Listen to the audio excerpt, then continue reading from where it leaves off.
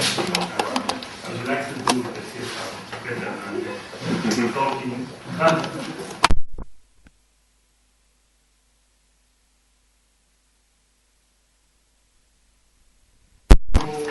Raise questions during the talk and after the talk. I know that some of you are engaged in a kind of work for Friday presentation, and some of you also are involved in topics directly related with questions that I will be discussing in the next minutes. So feel free to contact me because I will be here until the end of the course and discuss and ask and comment wherever you are. So I have two talks in the school first, now on the evolution of metabolic pathways. You will see at the beginning of my talk, the first few slides, there will be many connections with the talks this morning. George and Peretó Monomers talks have many connections with my first slides, because I would like to introduce a little bit the problem of the origin of metabolism. Although the title is Evolution of Metabolic Pathways, that means it's already biological evolution. I will introduce some questions, some issues and debates about the origin of metabolism. And tomorrow I will address the question of the concept of a minimal genome, the minimal set of genes for life, how to study this interesting question, and also the relation with the question of the last universal common ancestor. I mean, the kind of biological entities that were on Earth before the big diversification of bacteria, archaea, and then eukarya. So let's start telling that metabolism is a complex thing. Sometimes you will think about metabolism as a complicated issue. As a student, it's normal because it's hard to memorize, it's hard to grasp the big principles, so there are many details. The problem with metabolism is basically with connections between different modules or parts of the metabolic chart. So this, as a topic, is complicated. But as an object, as a biological object, is also complicated, and if you want, is an example of complex system, in the sense that physicists, for example, are talking about complex systems. You probably remind that Darwin, in the book of The Origin of Species, devoted a complete chapter on the difficulties for the theory.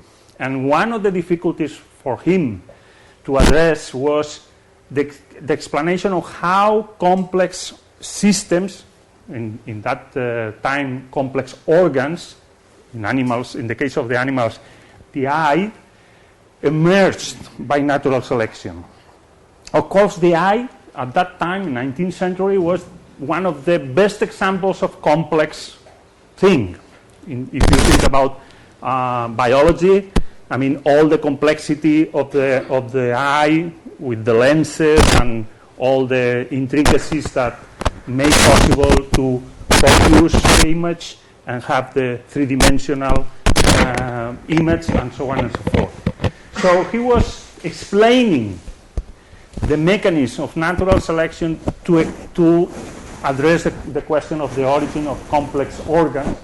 And of course, we know that during animal evolution, eyes, the anatomical organ, emerged several times, maybe more than 20 times, independently in different lineages of animals. So it seems that it's not very difficult for development, embryological development, to generate something like an eye. But look at a question. The molecular machinery to detect light or to absorb photons, that is all the system that is able to capture photons in the visible part of the spectrum emerged once during evolution. All the visual systems share the same molecular mechanism to detect light. So probably this is speaking about the difficulty for evolution to invent a molecular machinery to detect light. So talking about complex things, probably molecular machineries, in this case, the protein and the pigments that are able to capture visible light, is a more difficult structure to generate by natural selection than the anatomical act. So probably Darwin, if he had the opportunity to know a little bit about metabolism, would be chosen metabolism as a complex thing, because it's much more complex than an eye. Here's a typical map of a metametabolism. This is not representing any organism. Every dot is representing a molecule. The lines are representing reactions. But this is generated by a database of the whole set of complete genomes that are right now available in public databases.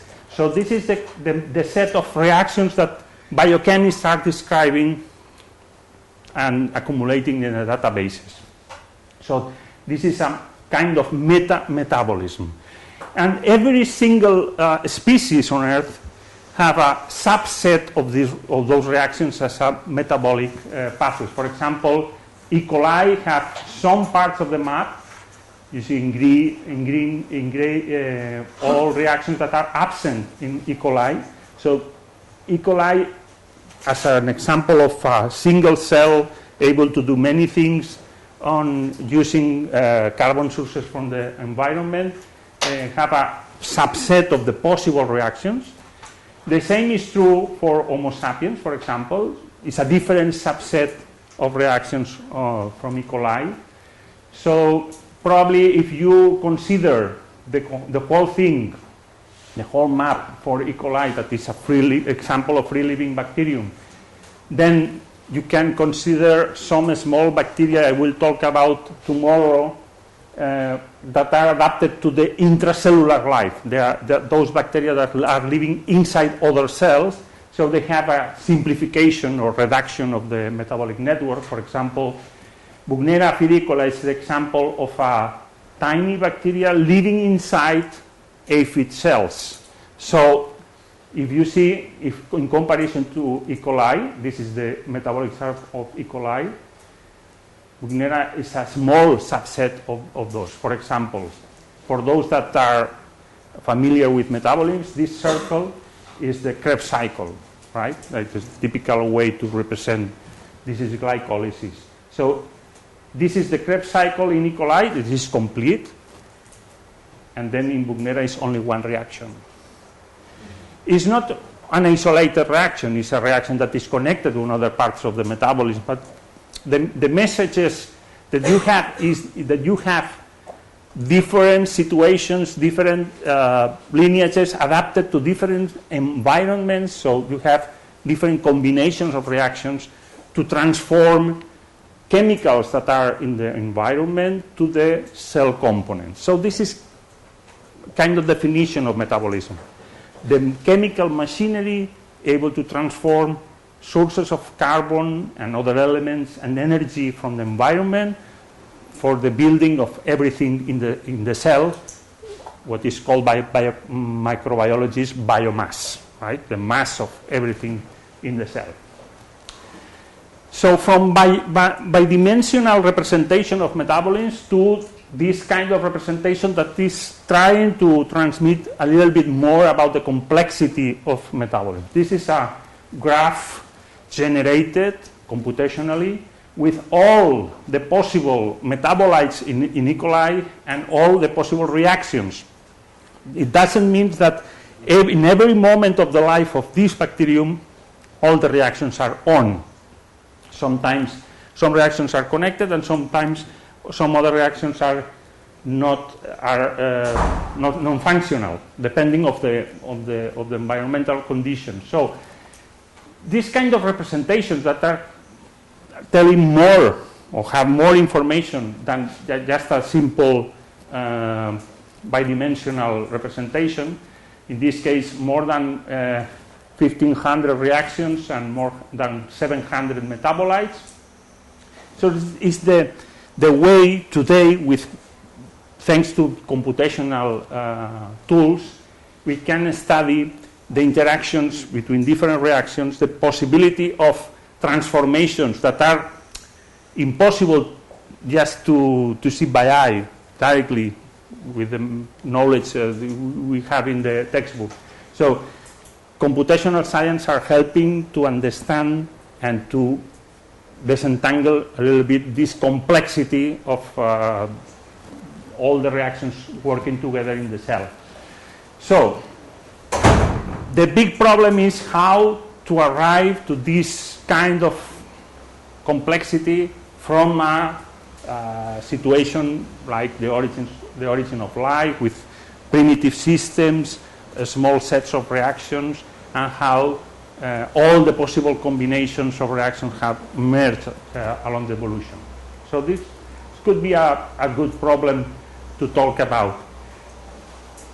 And traditionally, in the literature of origins of life and early evolution of life, people have been classifying the question and the issues in different chapters and different fronts, kind of confrontation of ideas about the origin of everything. For example, the origin of metabolism or the origin of genetic polymers, probably is one of the debates that you are preparing. Metabolism first or genetics first is a typical confrontation of ideas. Cells or compartments, very early emergence of compartments or late.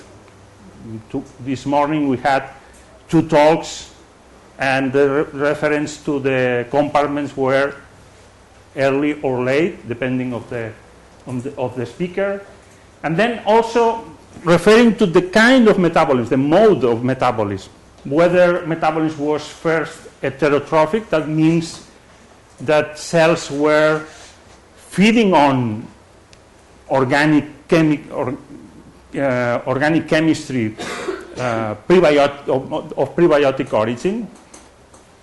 It doesn't matter from extraterrestrial objects or endogenous synthesis, or started as an autotrophic network. That means that directly from CO2 or CO was constructing everything the cell, the protocell, the primitive cell would need.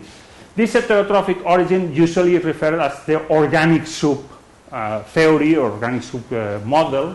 That is the classical term that was introduced in the 50s of the last century to refer to the set of organic compounds present on the primitive Earth.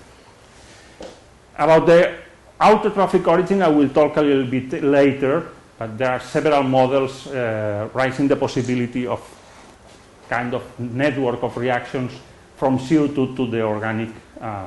And usually those models have been associated to different geochemical settings. For example, organic soup has been associated to surface waters on the primitive Earth, the ocean, whereas the chemioautotrophic origin has been associated usually to the geothermal sites, hydrothermal vents and things like that. In my opinion, it's not necessary to separate radically the 2 positions. I mean, those positions that are the confrontation of ideas very, very difficult to merge or to conciliate. And for example, the possibility that organic compounds were coming from different origins and different settings, both atmospheric and volcanic, or extraterrestrial. Everything could be important or could be could have a role in the configuration of the chemical landscape of the primitive Earth. So let me just talk briefly about the Christian de Dieu proposal that was mentioned this morning by George.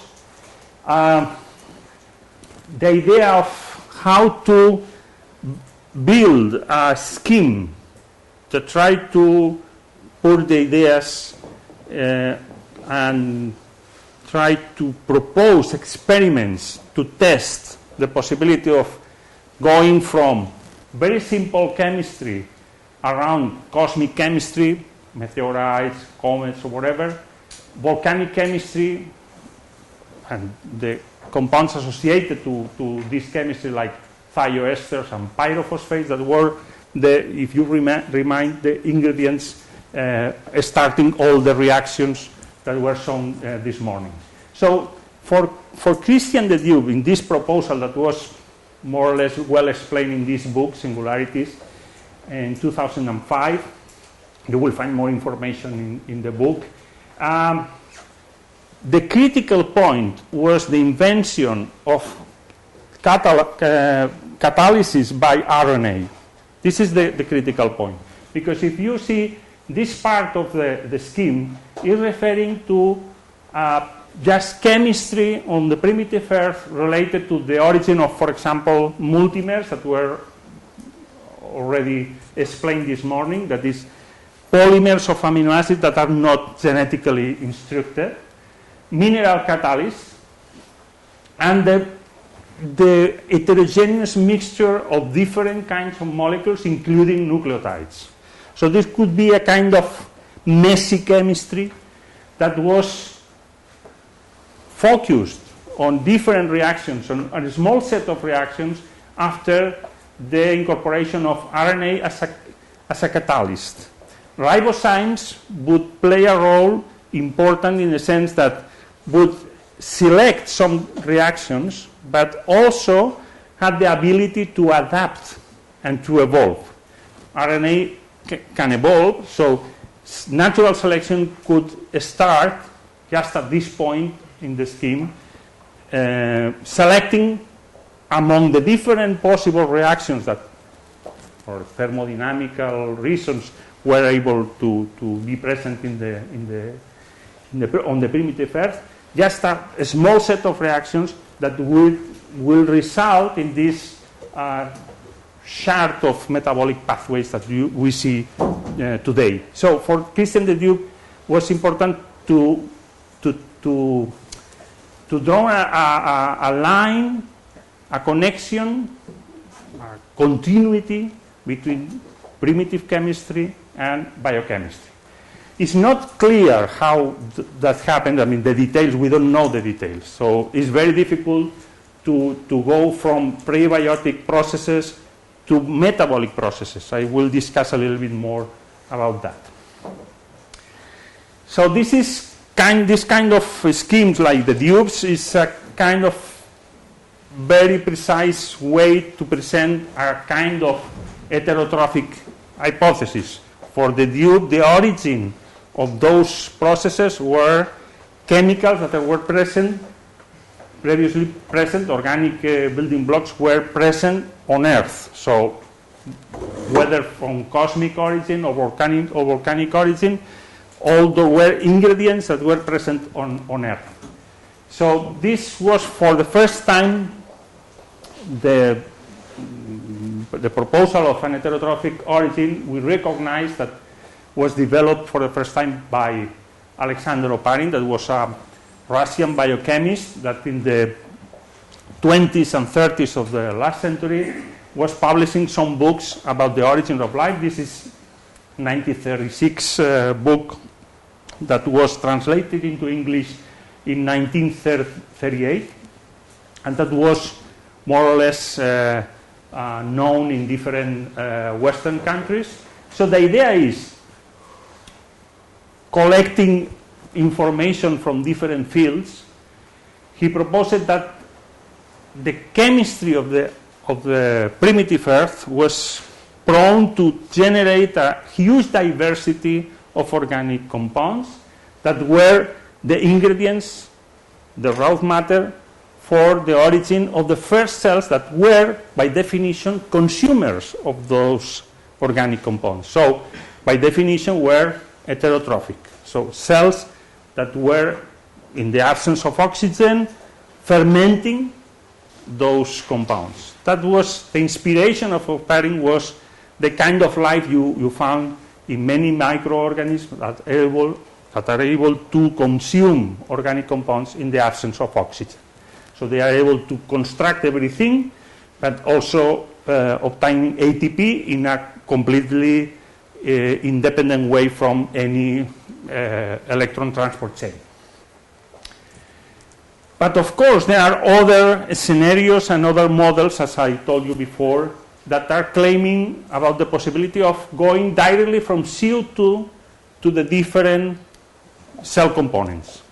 And there are a proposal like this one by Harold Morowitz in the book Beginnings of Cellular Life, the different versions of a model by a German chemist, Günther Wächter-Häuser, and also different versions of processes associated to hydrothermal vents, like this one by Bill Martin and others. So, in any case, they are taking inspiration of putative, primitive, autotrophic processes, I mean, metabolism that are able to fix CO2 by a chain of reactions like this one that is I will talk a little bit later about this, a cycle that is the reverse of the Krebs cycle. So the Krebs cycle usually decarboxylate molecules. So this cycle, the Arnon cycle, is doing the other way around, is carboxylating. So the way going from CO2 to organic matter. This is also related, the model of Wächter-Häuser is also related to a kind of primitive Arnon cycle, whereas this one, the authors were referring to a kind of primitive version of this pathway, that the Wood-Lundahl pathway, that is as we saw before in a talk before, I think it was George that was mentioning also this pathway, going directly from CO2 to acetate. So those pathways are present in extant microorganisms, and they are trying to relate these kind of processes with putative, primitive, geochemical settings, right? The problem is sometimes those proposals are not experimentally well supported by prebiotic chemistry, but in any case are very interesting to study and to explore. And of course, you could try the other way around, going from present metabolisms to ancient metabolisms. I will talk a little bit more about that tomorrow, but let me just say that it's not trivial to go the other way around by comparing metabolism in extant microorganisms. So the question would be, let's learn as much as possible about current metabolism and deduce the oldest pathways, right? I mean, just by considering that the metabolism that is shared by different lineages, very divergent lineages, was present in the ancestor. There are many difficulties to do that reconstruction, and in any case, this would be the problem would be that you are not going to the origins of life. You are going to at best, you are going to the metabolism of the last common ancestor. That is not the same. I mean, this is generally one of the confusions about origins of life and all the processes or approaches you can call top-down. Because from prebiotic chemistry, we can just go through the origins of life, how the different systems emerge from chemistry. There are many different approaches. But then, by comparison of current pathways, current biochemistry, you can try to reconstruct the universals and ancestor, but cannot go farther. It's very difficult. For example, for phylogeny, you can reconstruct, if you use proteins, you can go until the origin of proteins, but not beyond. So there are some important limitations about how far I can go using some, for example, phylogenetic tools. In any case, the connection between the chemical processes we see in current cells, or we can suppose that they were present in the last common ancestor, and the chemical processes that are known by prebiotic chemistry, still we have a gap. We have a gap in the sense that very, very hardly you can find examples in prebiotic chemistry that are mimicking the biochemical processes. Usually are very different. I mean, the way in prebiotic chemistry we suppose that we're originating the amino acids or nucleotides is different than the way we observe in metabolic pathways. So the continuity that Christian Ledoux was thinking about that problem, how to connect prebiotic chemistry with biochemistry, still is a big problem. This is one of the biggest problems that we have in early evolution of life. Just to add some further information about prebiotic chemistry that we are talking today in the different talks, those approaches by Sutherland Group in UK, as called systems chemistry, I mean the mixture of different things. That was a recent paper showing the possibility of generating the diversity of amino acids, nucleotides, and the main metabolic intermediates from hydrogen cyanide, hydrogen sulfide, basically, and UV light. So it would be the basic ingredients to generate that diversity. There are many criticisms we can pose on those proposals, but I think it's a very nice opportunity to explore new chemistries that were unknown until now. So, I'm using here the idea that was already discussed by Pierre Alain about the possibility to deconstruct the cell in three subsystems that I call here suprachemical or infrabiological, using the terms that were introduced by theoretical biologists, that is called Earth and Mari. So if we deconstruct the cell in the three main subsystems, we can try to chemically implement that subsystems and the combinations of the subsystems. So a good part of Pierre Alain's talk was about that question, how to generate the subsystems in the laboratory and then combine the subsystems in more complex settings. For example, the idea is how to go from prebiotic chemistry, wherever you think about terrestrial or extraterrestrial, cosmic, volcanic, atmospheric, heterotrophic, autotrophic, whatever, to generate boundaries, lipid vesicles, to generate a small sets of chemical reactions that are, we could call proto-metabolism,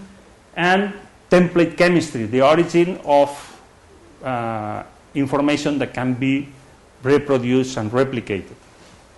So this is one of the big question marks in prebiotic chemistry, how to generate in a plausible manner, in geochemically plausible scenarios, the different components of the protocell.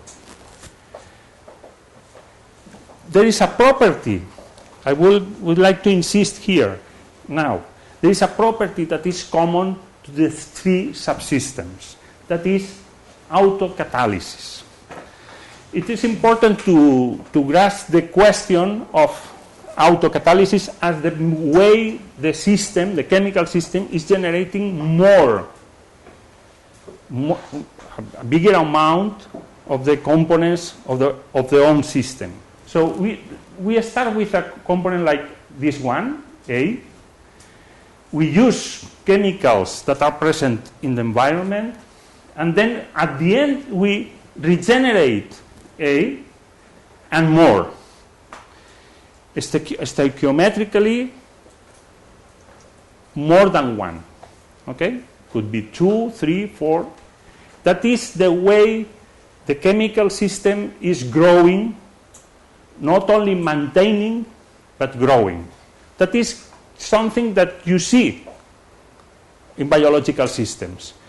Biological systems are not only maintaining, but reproducing, increasing the number. So how to increase the number? Through the combination of chemical reactions that at the end you get more than was consumed. That is autocatalysis. We have simple catalytic cycles like this one that is not generating more than you are consuming. I will put some examples of this.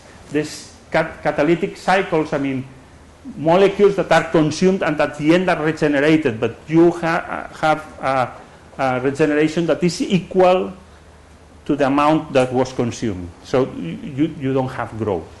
Okay? So in every subsystem that I was presenting before, you see the autocatalytic behavior. That is important because autocatalysis, I think this is a key concept to understand not only how life is working, but to understand or just to put correctly the questions about the origins of life. How autocatalysis emerged in a chemical system, right? For example, self-maintenance. If you have to grow as an individual, you have to generate more. I mean, probably all of you are completely conscious that once in your life you were a single cell. You remember that? But you can calculate more or less the day you were a single cell.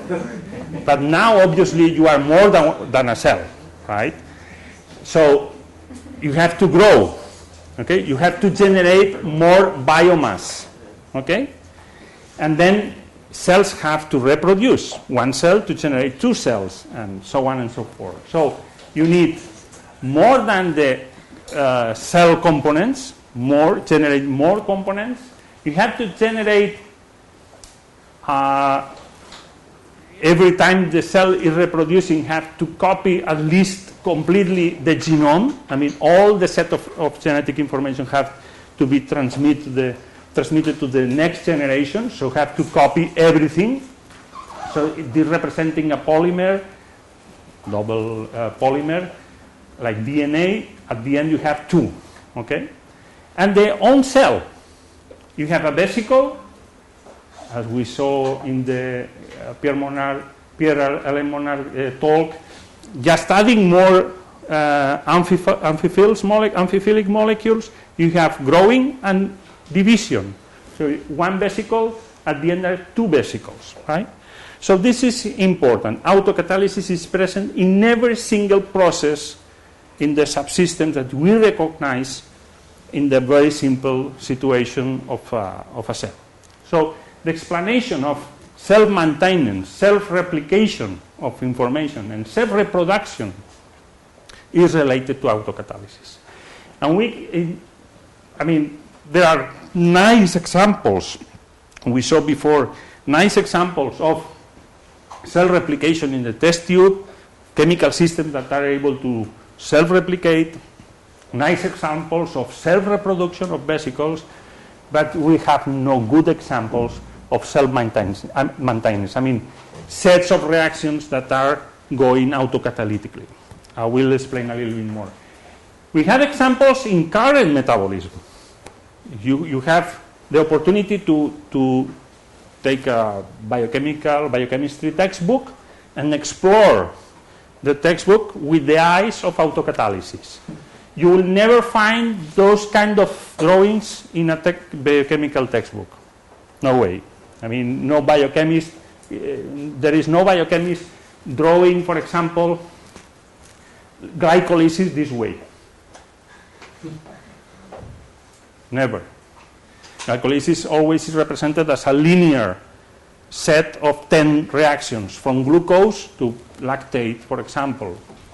But here is represented as one way, one function of glycolysis, that is the autocatalytic generation of ATP. For those that remind the glycolysis pathway, you consume 2 ATPs per glucose during the process, and then at the end you have 4 ATPs. 2 ATPs you will need to start again, and 2 ATPs for everything else. But then glycolysis is an autocatalytic generation of ATP. You generate more ATP that is consumed. And many other examples. But this is the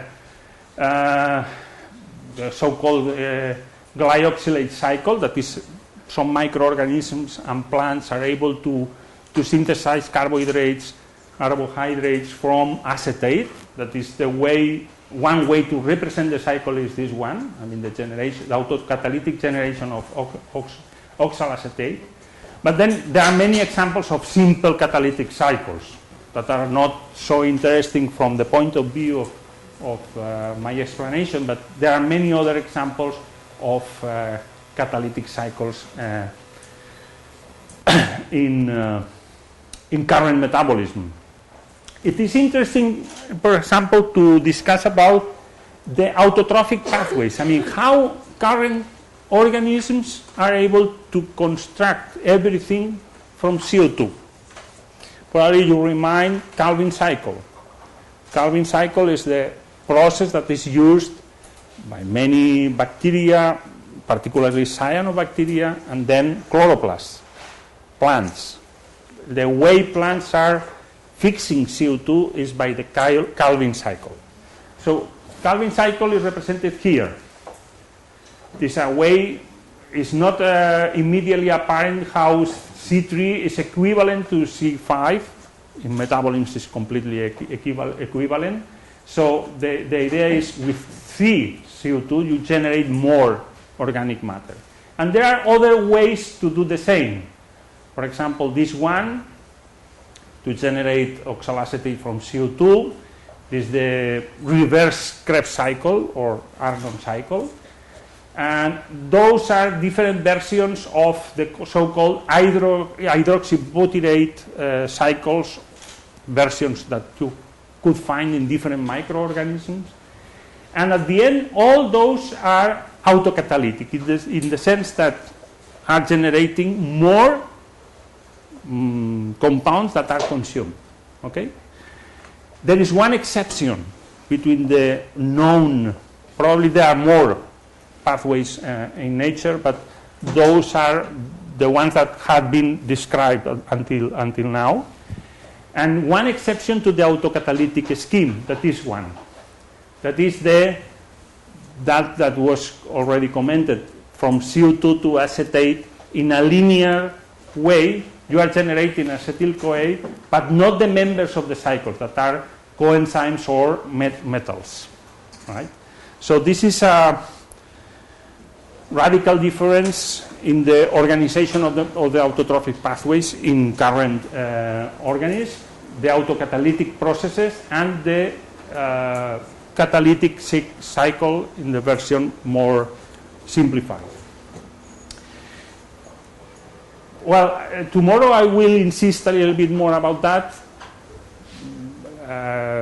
trying to answer the question how, if the last common ancestor have the opportunity to fix CO2 or not, trying to approach the problem phylogenetically. Just to announce a little bit about the problem, first question is to study the phylogenetic distribution of those pathways. how diverse is the distribution of the pathways that are already known, that are those 6 pathways, right? The only pathway that is present both in bacteria and archaea is the acetyl-CoA pathway, the Wood-Lundau. It's the only one that has a distribution both in bacteria and archaea. The rest are some of them idiosyncratic of bacteria, only present in bacteria. This is the case, for example, of the Calvin cycle. You can say, well, it's also present in plants, but remind the origin of chloroplasts. Chloroplast has an ancestor shared with cyanobacteria. So plants acquired the Calvin cycle from bacteria. So this is an invention of bacteria that has been incorporated in eukarya. That is, by the way, the only pathway able to fix CO2 among eukaryotes. We don't know any other. And the other versions, like this one, that sometimes in some books they say that the reductive TCA cycle or Arnett cycle is also present in archaea. It's not demonstrated at all. There were some confusing information or some papers that were claiming in the past the presence in some species of archaea, but are artifacts. It has not been demonstrated autotrophic growth in archaea by the reductive TCA cycle. So just this is an announcement for tomorrow. This will be very, very easy to present. What about the origin of an autocatalytic cycle in prebiotic conditions? We only know a true example of autocatalytic cycle in prebiotic conditions. That is the Formose reaction. That is the polymerization of formaldehyde to generate sugars in alkaline conditions. It's the only example. And it's very difficult to study because the amount of compounds that are generated is extraordinarily huge, and the treatment of this mixture is very complicated. So for the Formose reaction, that is this scheme, is the only true example. There are other examples that can be some of them empirical, some of them theoretical, like this one, but we need more research about the autocatalytic processes in prebiotic conditions.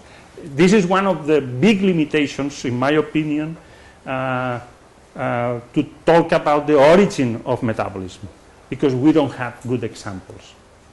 Probably they are, but we don't have the opportunity. I don't know whether it's the experimental difficulty to afford this kind of studies or other problems. I don't know. About the evolution of metabolic pathways.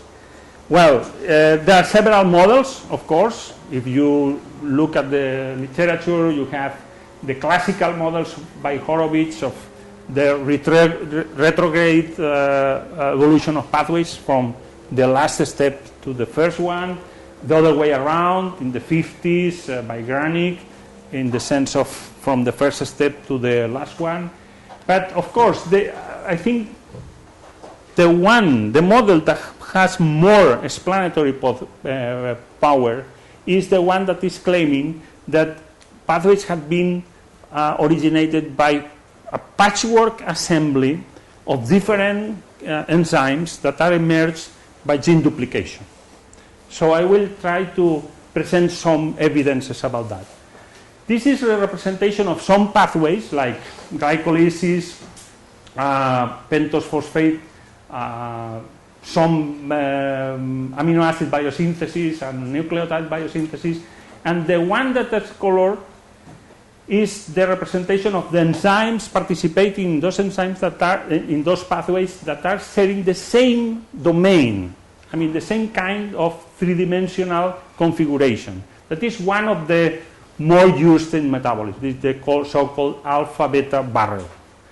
So the idea is, at the beginning, an alpha-beta barrel that originated as a spread in different pathways and recycled by gene duplication and divergence. So it's like to say, after the invention of a kind of 3D structure that is able to bind kind of molecules like a nucleotide or catalyze a special kind of reaction, is kind of recycling in different positions in the metabolism. So present metabolism is the result of this kind of patchwork assembly of reactions. And we have many examples of this. The idea is how to go from a primitive network that is on a small number of catalyzers that were able to realize many functions, the multifunctionality or broad substrate specificity, for example. Those red dots represent different molecules, those black dots represent catalysts. So we have few catalysts that are multifunctional, so they can do several things. Afterwards, we have this situation.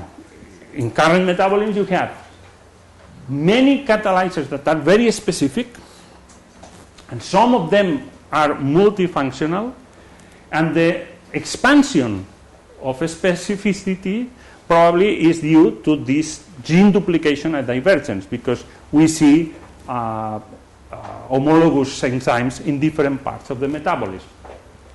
So how to go from here to here, we don't know exactly all the detailed way to go from the primitive network to the current metabolism. But some examples, we have some examples of the emergence of this situation. One of the key concepts to understand the evolution of metabolic pathways is protein flexibility. We are usually in biochemical courses and biochemical textbooks, we discuss about the specificity of enzymes. So we insist, the teachers insist very much on the very high specificity of enzymes. One of the main properties of enzymes is the specificity, right? And you have this classical view of the lock and key relations between substrate and enzyme, or even this one that is the induction of the specificity by the molecule that is binding to the enzyme. But here you have a more realistic representation. Actually, proteins are a kind of population of different conformations that are in equilibrium. There is a main conformation that's the one that is functioning and you observe when you are measuring the specificity or the activity. That is the blue one, right? But there are others in a minor concentration. Then imagine that you duplicate the gene that is coding for this protein. And the accumulation of mutations in the different copies, you have the opportunity to keep one original conformation that is performing a function, whatever function is, and the second one that is, by accumulating mutations, can change the relative proportion of the different conformations, and in this case would be the major form, another that was minor in the first case. I mean, you are changing the relative proportion of the different forms of the same protein. Actually, this is a different protein because the gene was duplicated, was accumulating mutations, and you have at the end two genes and two proteins with different function. But the idea is, this is possible because the protein is flexible and there are conformational equilibria between the different forms. And it had been demonstrated experimentally that some minor forms of the enzymes are able to perform some activities, and in some cases this performance is adaptive. It can be important for the adaptation of the microorganisms. If you are talking about bacteria, for example, to different substrates, to different carbon sources, for example. So you can force the system to adapt to a different carbon source by inducing the mutation and the divergence of different copies of the genes. So it had been experimentally tested, I mean, this idea. Actually, we can imagine that a primitive situation with an enzyme with different substrates, and after gene duplication, you have the repertoire of specific enzymes. It would be one possibility to explain the origin of very specific enzymes in metabolism. But even now, if you analyze the specificity of enzymes, you have a wide range of situations, from very specific enzymes that are natural selection are keeping the highest specificity because you need a specificity. For example, and the enzymes that are able to combine and to bind by a covalent bond a tRNA and an amino acid. In the process of translation, when you have to have this combination of tRNA with amino acid, you need a specificity. Because if you are doing a wrong combination, the wrong combination is going to the ribosome and is introducing a modification, a mutation, okay, to change. So those enzymes, some of them are very specific, some of them cannot be very specific. For example, if you imagine the catalytic site for alanine, okay, in the same catalytic site would fit glycine, right? So because it's the lateral change is very small, it's a nitrogen. So those enzymes are endowed with activity to correct mistakes. And the cell is investing energy and time to correct mistakes at the level of the enzyme. So specificity has sometimes is very important, and sometimes natural selection is devoting energy and time to increase the specificity, okay? And sometimes it's not very important. So the cell is, you see different, this is, the yellow is representing the proportion of enzymes that are not very specific, are generalist, and the blue is the ones that are showing very specialist activity. So you have categories that are dominated by a specialist. The first one is tRNA charging that we was talking about. I mean, the enzymes that are binding tRNA with amino acid. And here you have things like membrane lipid metabolism, or cell wall metabolism, or outer membrane, this is a bacterium, outer membrane porin, that are proteins that are able to transport many different things. You have a transporter that is able to transport many different molecules. It's not very specific. Or the one that is in charge of membrane lipids biosynthesis. You don't need a specific enzyme for different chain length for every fatty acid that you are binding to the phospholipid. It's the same enzyme that is binding different fatty acids. There is no specificity in this case, because you don't need the specificity in this kind of processes. So you have a nice spectrum of very specific enzymes and generalist or non-specific enzymes.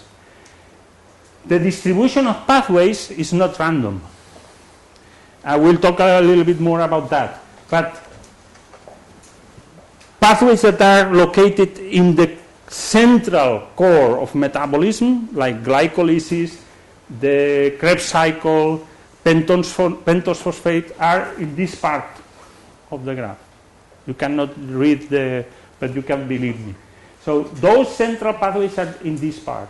And peripheral or more peripheral pathways, secondary metabolism, transporters are in this part. So you don't have a random distribution of the enzymes. Most of the enzymes in the central metabolism, that means glycolysis, pentose phosphate pathway, Krebs cycle, are very specific.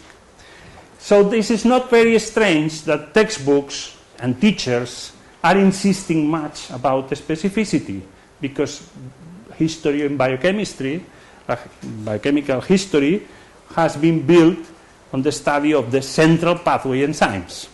I mean, people have devoted most of the time studying the enzymes of the Krebs cycle, glycolysis, pentose phosphate, the central pathways that are very specific. So this is not strange, the emphasis about the specificity. But from an evolutionary point of view, non-specificity is very important, because it's in the origin of the pathways. The origin of the metabolic networks was based in non-specific relationship between catalyzers and substrates. For a simple reason, the number of genes was not so high, so you have a limiting coding capacity, so you have a small repertoire of catalysts, so you need more generalistic relationship with substrates. Well, I will give you some additional examples and we'll finish very soon. This is just another way to analyze enzymes in the metabolism. This is a study of the distribution of catalytic properties or parameters in all the enzymes that have been described. Today we have databases with all the enzymes that have been studied along the history, so you can just look at the distribution of catalytic constants, that is the measure of the absolute rate of transformation of substrate in product, as far as possible the substrate in product. So that means that the relationship between catalytic constant and Michaelis constant would be at the limit of the possible, of the physically possible, that is the rate of diffusion. You cannot transform, the enzyme cannot transform the substrate at a higher rate than the one that is approaching one object to the other. I mean, the substrate and the enzyme, depending on the temperature, the viscosity and everything, are approaching a kind of a given velocity. So the transformation of the substrate in product cannot be higher than the velocity of the encounter between the substrate and the enzyme. That is very logical, right? And this is 10 to the 9 in seconds and molar, right? This is the limit, more or less. So there are some enzymes that are doing that. For example, triose phosphate isomerase, that is a glycolytic enzyme, fumarase, that is a Krebs cycle enzyme, superoxidase dismutase. There are some enzymes that are doing that. I mean, they are transforming as far as possible the substrate. But look the distribution. There is a minority of enzymes that are doing that. Most of the enzymes are performing less than the optimal, the theoretical optimal. They are doing, in this case, the authors have put this name that probably some of you recognize. Rubisco is the short name for ribulose bisphosphate carboxylase oxygenase. That is the one that is in charge of CO2 fixation in the Calvin cycle. That is the poor enzyme that is famous because it's very slow. I mean, many textbooks are telling us that Rubisco is a very slow enzyme. And for these reasons, plants, chloroplasts, and cyanobacteria have to increase the amount of Rubisco. And that means that Rubisco is probably the most abundant protein in the planet. Well, this is a kind of story because Rubisco is very normal. You see, the distribution of all the enzymes, all known enzymes, Rubisco is just in the median. So it's a normal enzyme. It's performing very normally and not very slow, as many textbooks have put it. Just to finish the discussion about how good is an enzyme, the question is not to measure the absolute velocity or rate that the enzyme is performing with the substrate, but comparing the reaction rate without the catalyzer and with the enzyme, and the amount of increase of the velocity. Because the important thing is, and this can be related to prebiotic chemistry, the set of possible reactions for life in the absence of enzymes are those that are compatible in the temporal scale with life. Let's say the life of a cell, 3 days, 1 week, wherever, 1 year. Well, reactions that are taking more than that time to take place are completely,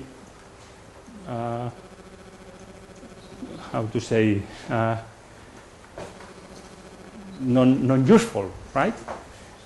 Look at this, the decarboxylation of orotic acid. This morning was, I think it was George talking about the carboxylation of orotate. Decarboxylase. Most amazing enzyme in the world. This is the carboxylation of orotate without catalyzer. That takes, but this is 4 billion years, or more or less the age of the Earth. Yeah. So, if the carboxylation of orotate, that is a nice reaction in the synthesis of pyrimidines, takes the age of the Earth to take place, it's not useful for biology.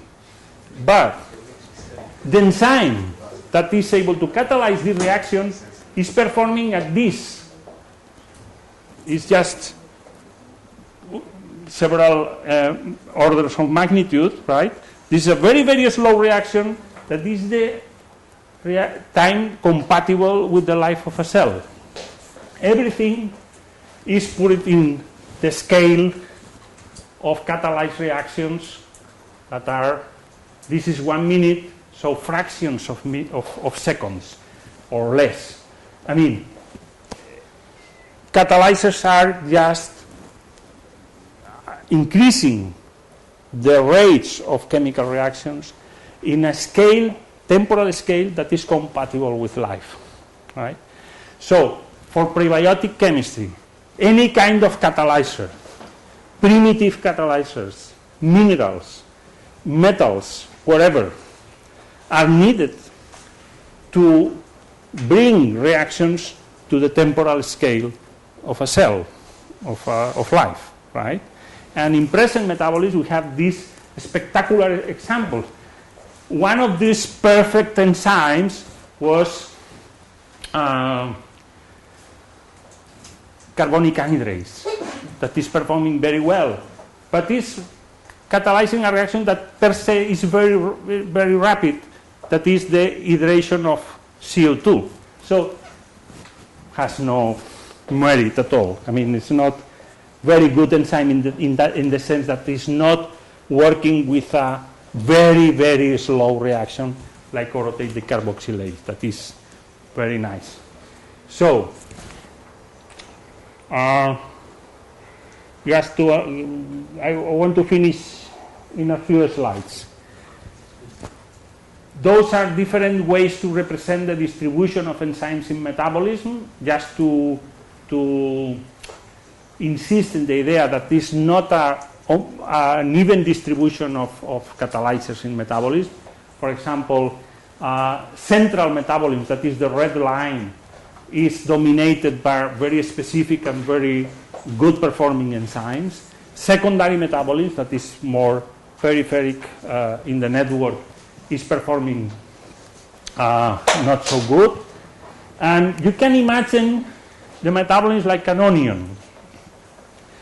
the central core, that is the central metabolism, glycolysis, Krebs cycle, pentose phosphate, and then different layers of processes, like intermediate metabolism, secondary metabolism, like in eukaryotic cells, for example, steroid biosynthesis, detoxification, whatever, and then analyze the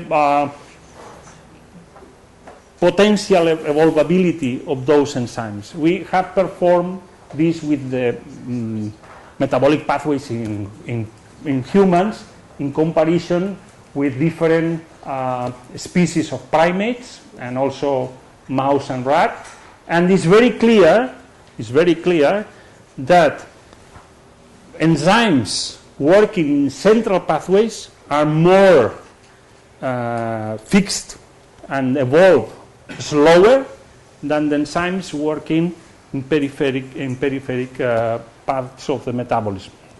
So this is telling us that probably the oldest pathways, the ones that are performing in central energetic intermediate metabolism, are more specific, are less prone to change than peripheric parts of metabolism that are more evolutionary, more recent, and with a possibility to change or adapt more easily, with more potential to change and to adapt to new chemical processes. Just to finish, there are different ways to look at the metabolism and the evolution of metabolism, but this is an idea that I would like to present just to finish the talk. That is the idea of tinkering and opportunism. I have many examples. I don't have time to discuss. But for example, how metabolism has been related with environment. For example, the effect of oxygen that was not present in the primitive Earth, but then as a result of the photosynthetic release of oxygen was accumulating on the Earth, first in the oceans, then in the atmosphere. How the molecular oxygen has influenced, or the impact of oxygen on the metabolic pathways has been studied. And of course there are many examples of opportunism. I mean, how cells have had the opportunity to explore new chemical landscapes using oxygen as a substrate.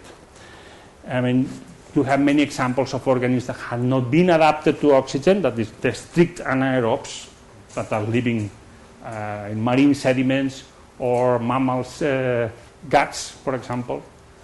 But then many other examples of organisms that have been adapted to use oxygen as a bioenergetic electron acceptor in respiration, for example, or as a substrate for the synthesis of molecules that were absent in the primitive Earth, like cholesterol.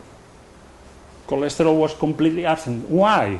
Because for one molecule of cholesterol you need 11, 12 molecules of oxygen as a substrate. So the opportunity to explore new chemical landscapes. But also, this could be how metabolism has been related with environment, right? The influence of metabolism on the environment, oxygen is has oxygen, atmospheric oxygen, have a metabolic origin. So the relationship with the influence of metabolism on the environment, and the other way around, how the environment, in this case oxygen, has influenced the evolution of metabolism. But then the influence between organisms. We are not isolated. Life is promiscuous. And now, if you have cells with different performances, with different metabolic performances, the combination of those performances can generate new functions. This is some symbiosis. for example, the eukaryotic cell, mitochondria, or chloroplasts are the result of the merging of different lineages in the tree of life, right? Generating new metabolic pathways. So we can also see the emergence of new metabolic processes as the result of the addition or the merging of different branches of the tree of life. So this is the way I'm using this tinkering and opportunism in the evolution of metabolism. One idea that was already presented by Darwin, not in the origins of a species, but in the orchids monograph that was talking about how the coevolution of flowers and insects are taking place. And then, many years after this, François Jacob, a French scientist, was using the same idea but at a molecular level. And then telling that nothing is perfect, about the imperfection of the performance of the molecular machineries can be generated innovations in the biochemical landscape, and this is very well represented by evolution of metabolism. How flexibility, non-specificity, this messy behavior of the components of the cell can result in new adaptations, in innovations in the metabolic pathways. So I have many examples about that, but we don't have more time. I think it's enough for today. But of course, I will be delighted if you ask questions or comments or whatever. Thank you very much.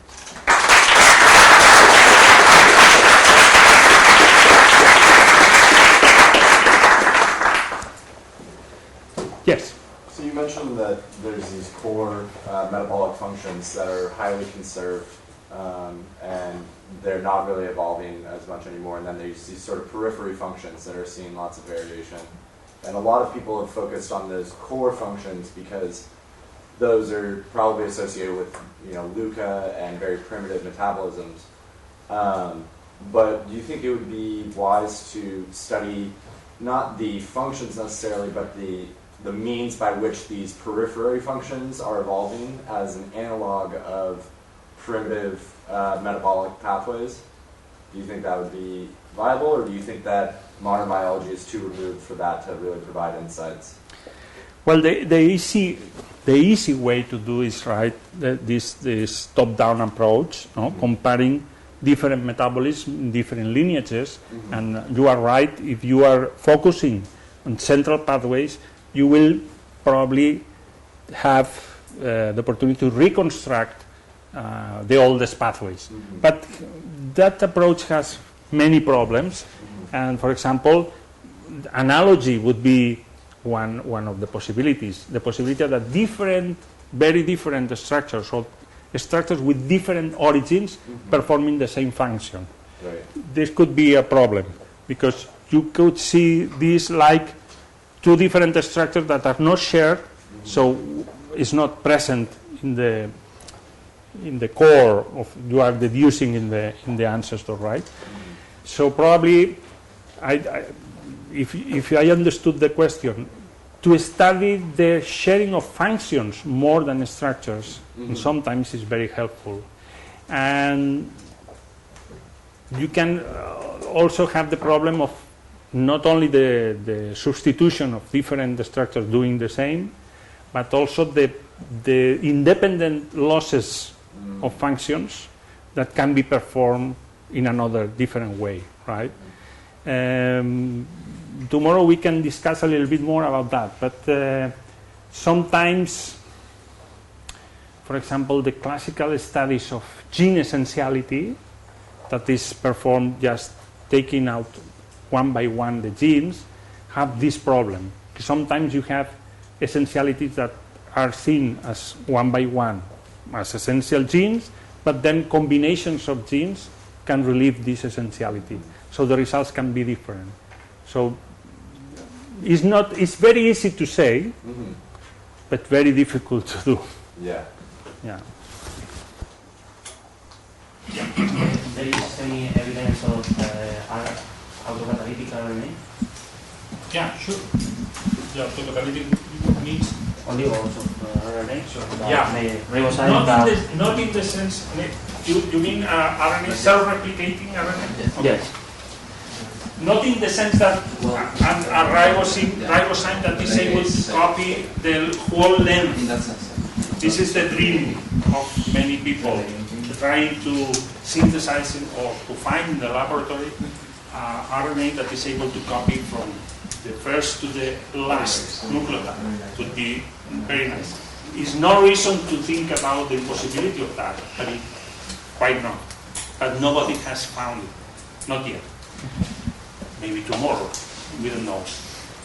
We'll see tomorrow in Nature or Science, because could be a discovery that will be published in that kind of journal.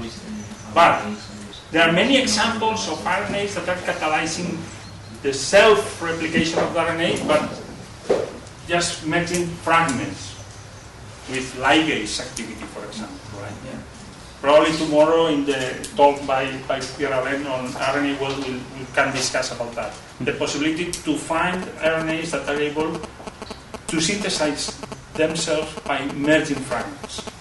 That there are several examples.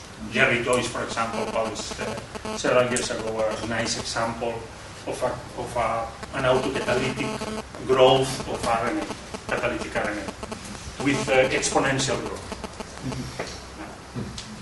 Yeah. How many of the efficient enzymes, the really efficient enzymes, contain molecular clusters that might be analogs for minerals? Molecular? Like small molecular clusters like iron, sulfur clusters, or things like that. I didn't understand molecular what? Clusters? Clusters. Like paradoxins? Metal? Yeah. Metal clusters? Yes. You mean? Okay. Well, basically, I don't know the figure, I don't know the data, but most of those are redox enzymes, right? Sure. And for redox enzymes,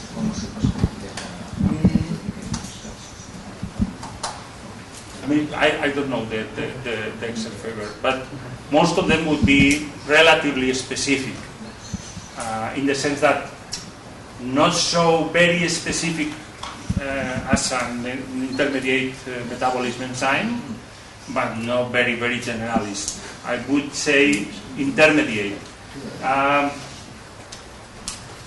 If you look at components of the electron transport chain, typically they work with a preferred substrate, but most of the time you can change the preferred substrate for other things. And especially in vitro studies, people is using other molecules, artificial molecules, even artificial molecules that are able to take or give electrons to the complex. So there is some specific behavior in the biological context, but then can be sometimes demonstrated a relaxed relation with other molecules that can give or take electrons. But I don't know the sense of your question was related to whether it's the time scale, whether the molecular clusters have drastically different time scales. Okay.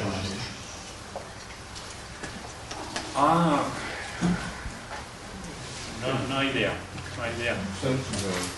Yeah. There's one approach to that I think Canoli and Wang and some of the others have done, looking at protein folds, and there's over 1,000 protein folds, and they just found that there were 9 really ancient protein folds. And what they've done in their model is actually showed at LUCA, these are the protein folds that were present in these early proteins, and as it diverged out into the 3 domains, new protein folds were forming. So, for example, eukaryotes have a bunch of protein folds that are not found in any other protein. Going back to that, where that has been applied to, for example, ribosomal proteins, they all have the most ancient folds, 9-fold, and none of them are metalloproteins. What you find in metalloproteins are primarily these oxioreductases and hydrogenases and that, which are thought to be very ancient. And I think there's this paper that came out in 2013 that establishes that tungsten molybdenum enzymes were the first enzymes that were ever evolved. I mean, I can send you that paper and take a look at it, but they basically used a set of molecular methods. And then there's a second paper that came out in 2014 substantiating that molybdenum and tungsten made up some of the earliest enzymes. So it's a combination of two things, the protein folds, and there's actually an interesting paper by Aaron Goldman, who was a former student at University of Washington, where he looked at all the metabolic pathways and catabolic pathways and looked at the protein folds and eliminated all the enzymes that did not have ancient protein folds, which was like 90%, 95%. And when he put it all together, they all linked into this sort of weird proto-metabolic catabolic system, all linked by ancient protein folds. It was published in PLOS One in 2013. So it's the kind of stuff that's really complementing your work a lot. I mean, your stuff is spectacular that you talked about today. It's going to take me a week to process it. There's so much information there, but it's an area that's really moving forward in a lot of different ways. I think one of the most important things that you pointed out is without catalysis, a lot of these reactions are not going to happen, even on Earth history. And prior to enzymes, you're going to need some form of catalysis. And I emphasized yesterday, boy, if you guys want a really good future, is look at mineral catalysis, carrying out these processes. I will make one more comment. I know a lot of the metabolism first people do not think so much in terms of modern day metabolism, which has had many millions of years to evolve, including the reductive acetyl-CoA pathway, but what is they term as proto-metabolic networks. What would have been something the most ancient kind of proto-metabolic network given the kind of environmental settings that existed during the Hadean?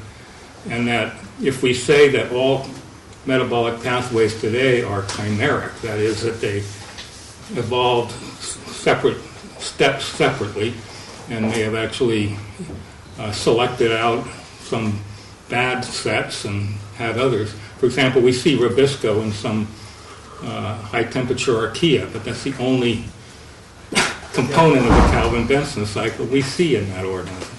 So what does that mean? Yeah, the case of Rubisco is very nice because it's related to the first question in the sense that you find Rubisco in some archaea, but you don't find the Calvin cycle, the autotrophic growth by Calvin cycles. That means, for a biochemist, that Rubisco has more functions than carboxylation. And in fact, in Bacillus subtilis, that is a very normal bacteria, was found many years ago a Rubisco-like protein. And of course, Bacillus subtilis is not an autotrophic bacteria.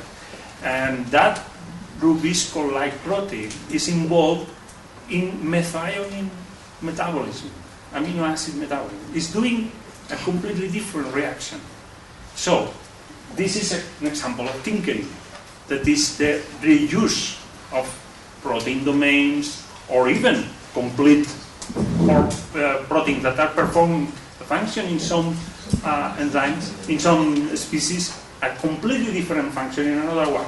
So when you do phylogeny, you have to be, very cautious in the sense that you cannot deduce that in the last common ancestor Rubisco was an autotrophic enzyme, because probably it was another thing, right? So the difficulty of the top-down approach is the assignment of the proper functions in the past.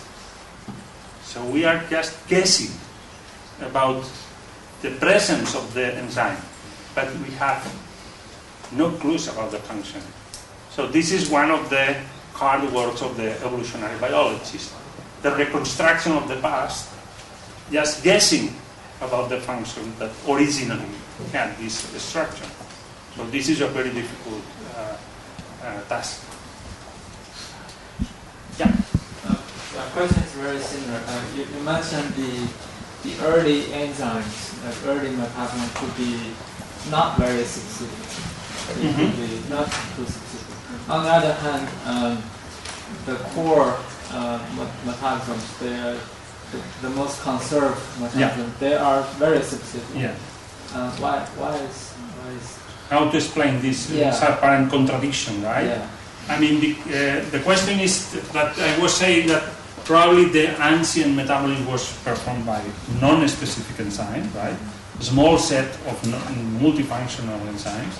But then the oldest part of the metabolism that is operating today is performed by good enzymes in the sense of high specificity, okay?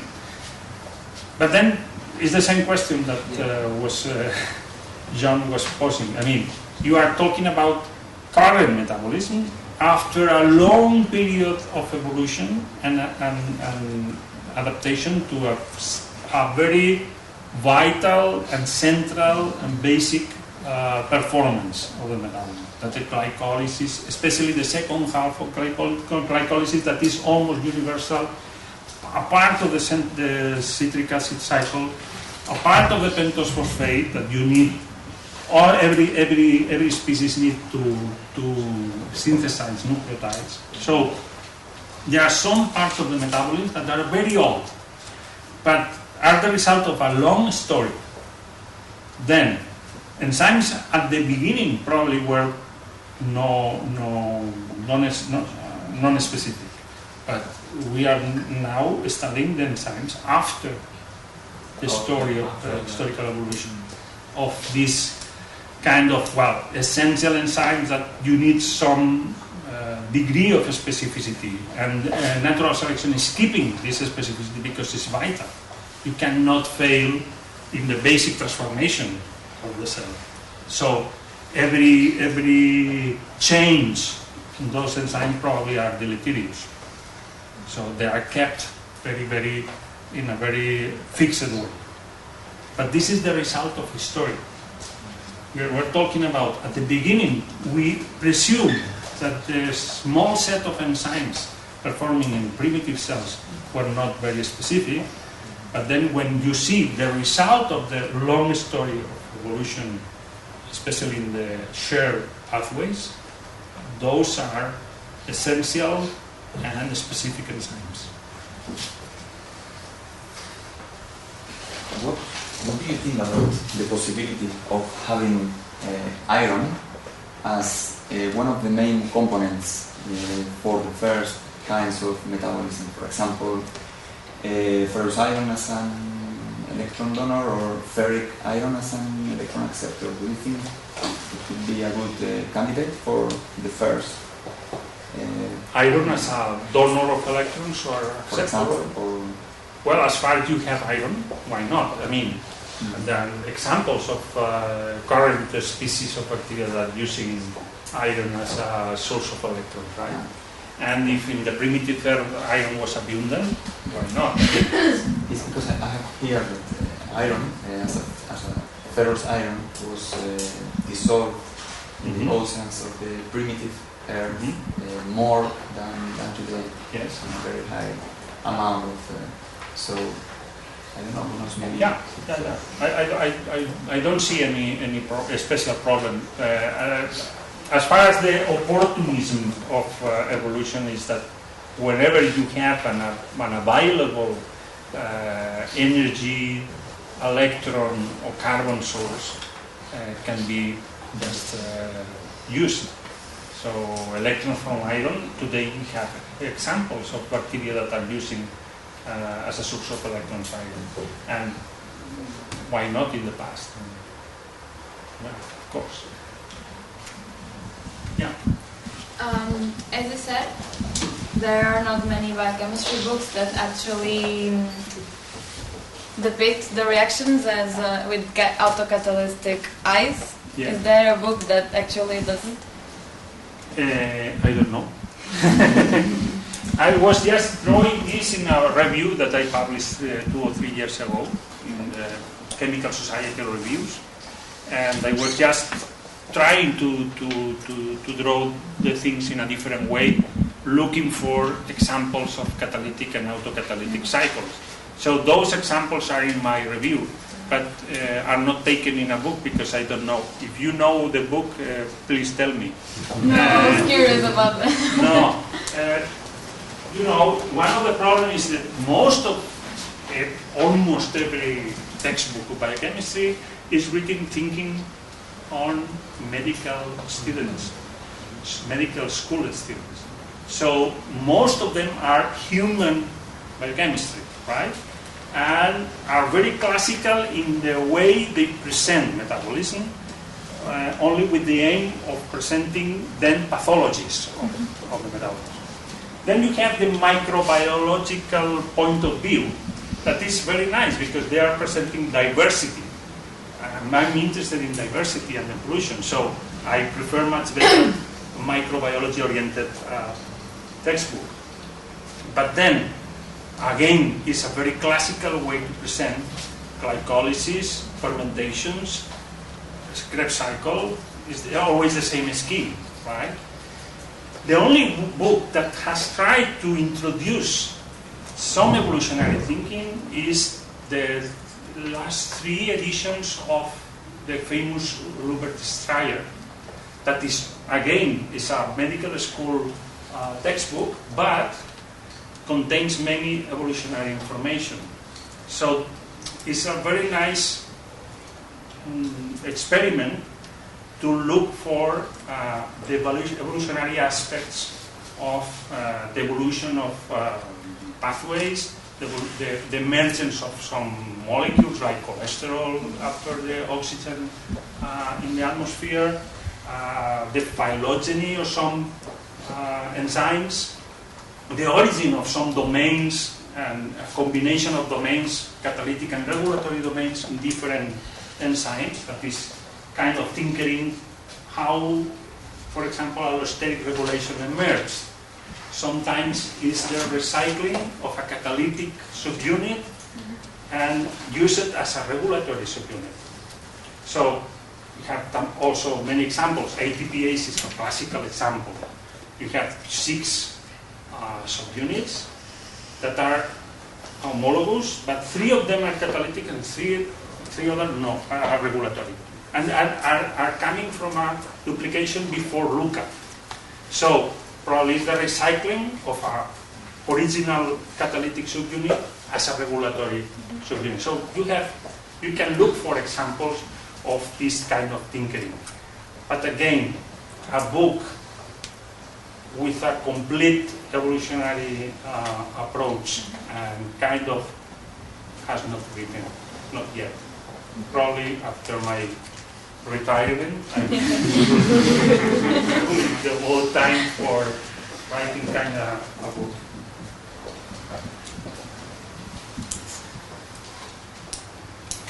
Yes, you need a little bit of beach or